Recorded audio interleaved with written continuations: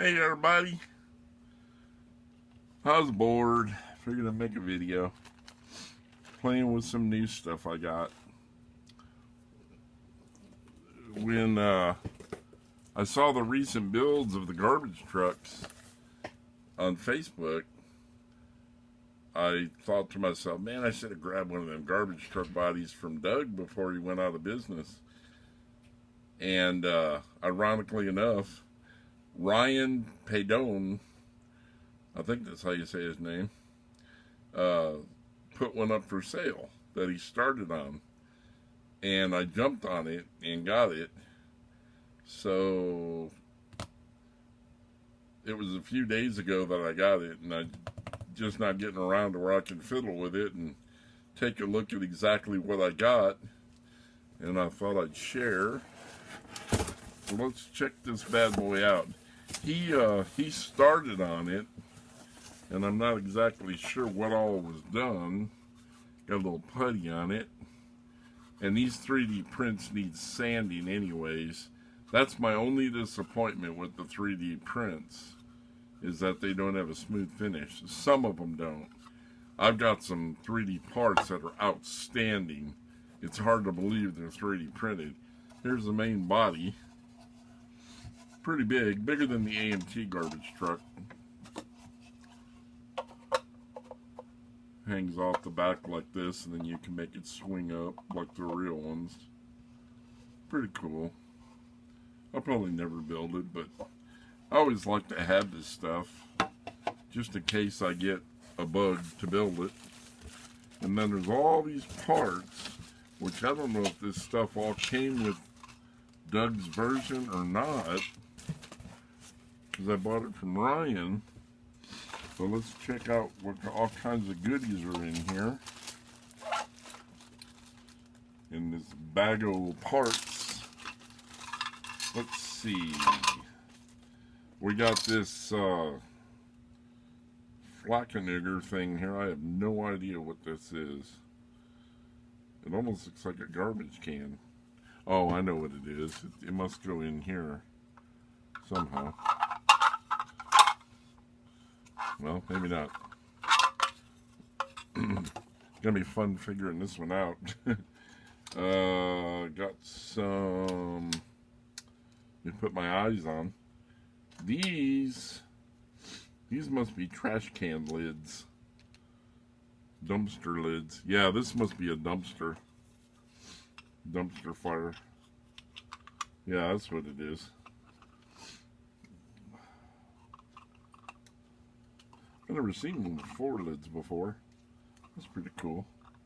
Oh, crap.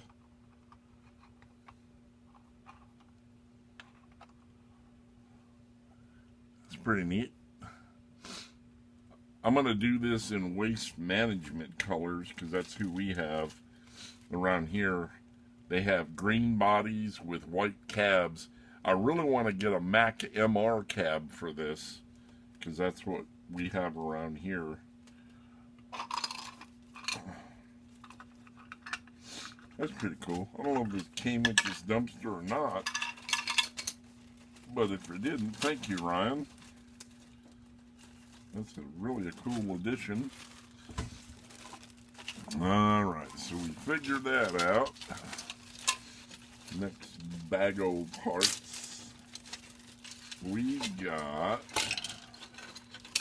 let's see, a flickin' flocker. This has to go inside here. There's some grooves on the inside here. I have a funny feeling that this somehow goes inside here and goes like that and gets rid of all your nasty trash. And then there's this little tiny box.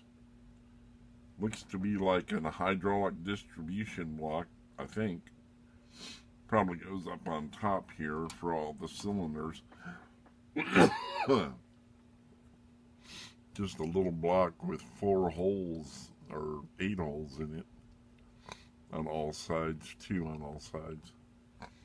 And then this piece,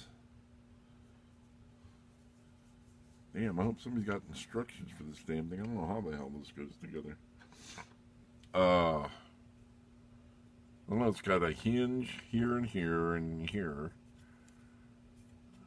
A bit of a lip on it, so it's like it rests against something.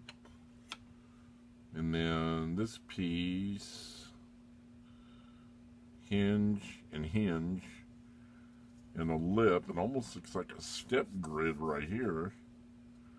I don't know if this would like go on the back here.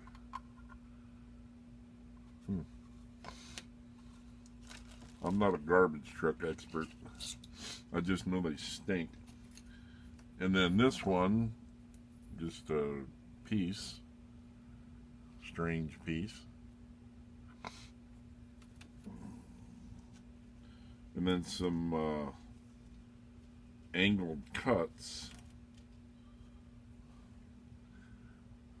little slivers, 8 of them. I don't know what, or 7 of them. I don't know what those are for.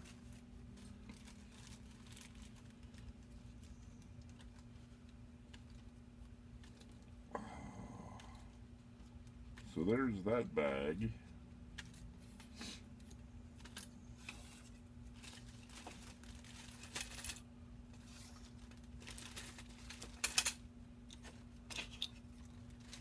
And no, Blake, you can't have this. Mine. And then the last bag that came with it, these are what I'm wondering about. I don't think these came with it.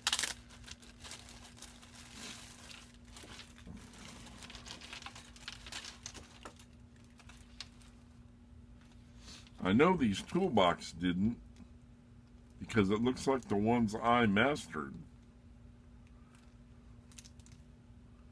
I didn't do the diamond plate face, but I grafted in the square handle and scribed the door. I know these are my boxes, but somehow somebody added diamond plate to the face. Nice toolboxes though. I got 2 of those with all the brackets. That'll be good to have. Slung under the body, I guess. About right there. There's the little door opens. Nope.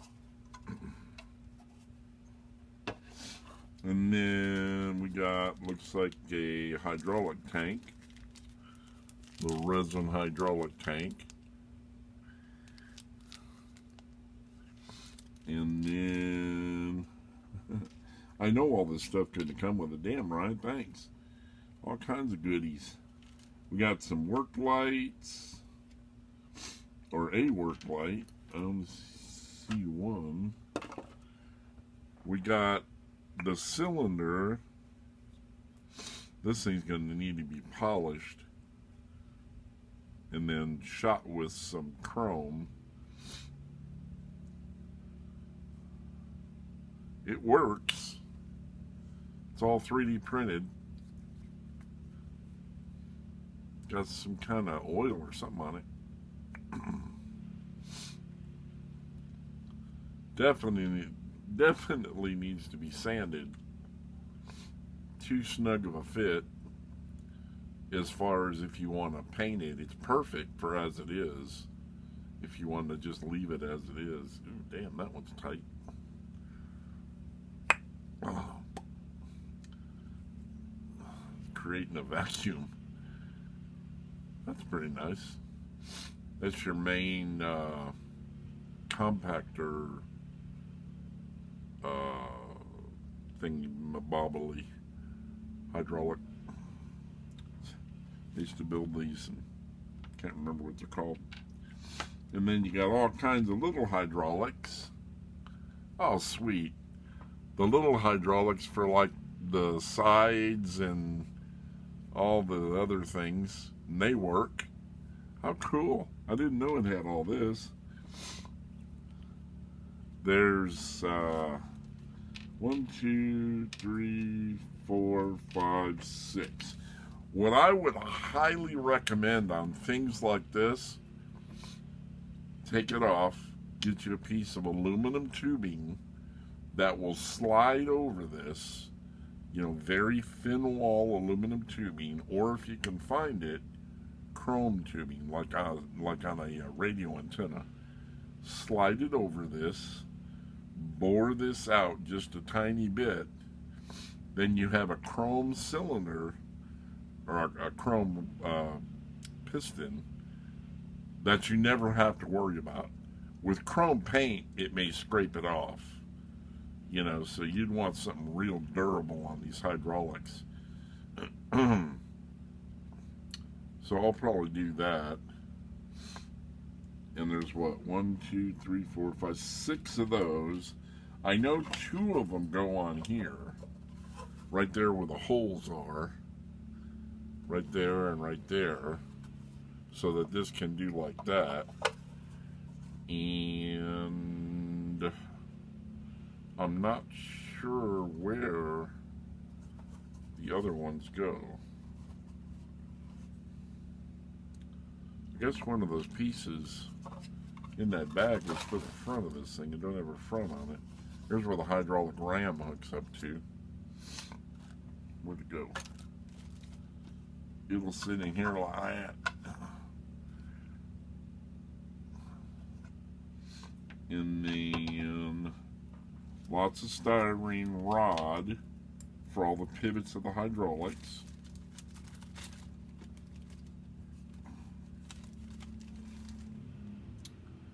A push broom.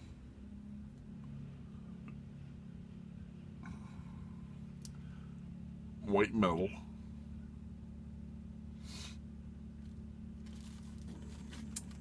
A shovel. White metal. A fire extinguisher.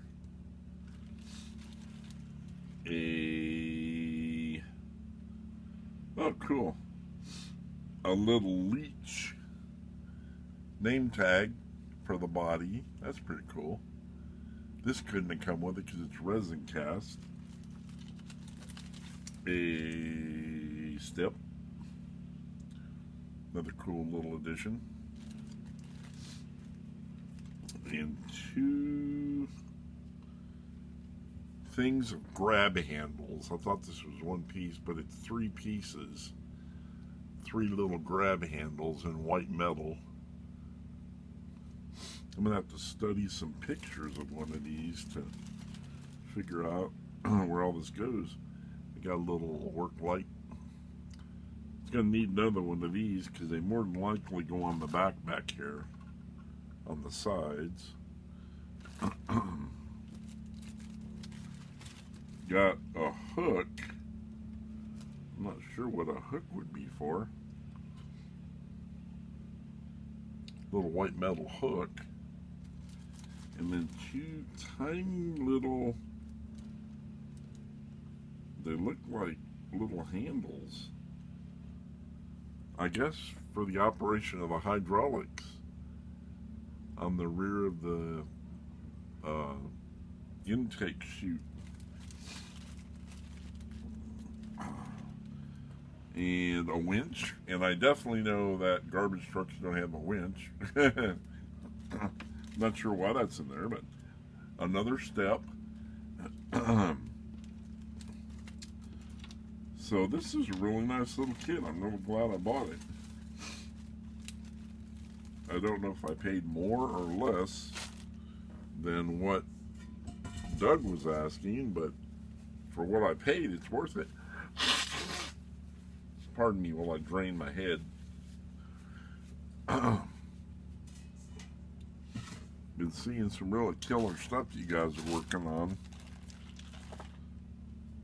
I keep seeing people asking questions like, how do I stretch frames and things like that. And if you guys see somebody asking that, direct them over to my YouTube videos, because I made a video on how to stretch frames, and I love helping you guys. And, you know, if that'll help you, it just keeps from having to answer the same questions over and over. That's why I make these videos. Plus, I can show you while I'm explaining it. But on the stretching of the chassis, I wanted to explain this because I don't know if I did in my other video. One thing you don't want to do, look, it's a side-mounted Mac. How the hell did that get like that? It's stuck to it. One thing you really don't want to do when you're going to stretch a frame or shorten it is do a straight cut on equal sides. That's the weakest you can make the frame. Think of it this way. If you had these cuts straight across and anything were to push down right there, it would snap easily, because that's the weakest kind of cut. Even in real life, they don't cut them like that. They do a Z cut or an angle cut, and they stagger them. And when I say staggered, I mean you have one cut on this frame rail here, one cut on this frame rail way over here. And it's tricky to get them exact. But when you do it that way, it's much more stronger, okay? And then also, at your cuts, like I've been telling everybody, try to make them end up behind a tank bracket or where you're going to mount a box, or anything that does two things. It hides the cut, even if you go and putty it and, you know, make it look nice, but it hides the cut and it strengthens the cut. So always try to end up behind something that'll strengthen it. Glue your wheels on or they'll fall off. And then on the inside, what I like to do, I need to pull my Pete frame out that I did this to, but on the inside, what I like to do is put a thin strip of brass inside the frame rail that's the same height as the inside of the frame rail. It goes all the way to the top corner and the bottom corner. And the reason for that, if you were to take a piece of brass strip and hold it like this and try to bend it, it's not going to bend. If you laid it flat, it would bend easily. But when you stand it, it doesn't want to bend. If you do that with styrene, it can bend. Styrene, of course, is weaker than brass. That's why I use brass. And you want it thin enough to where once you glue it inside your rail and you paint over it, it's not really noticeable. And I did that on my Pete for a couple reasons. On the Revell Germany Pete's, they got that piece that goes back here with the cross members in it, and it's got a big split down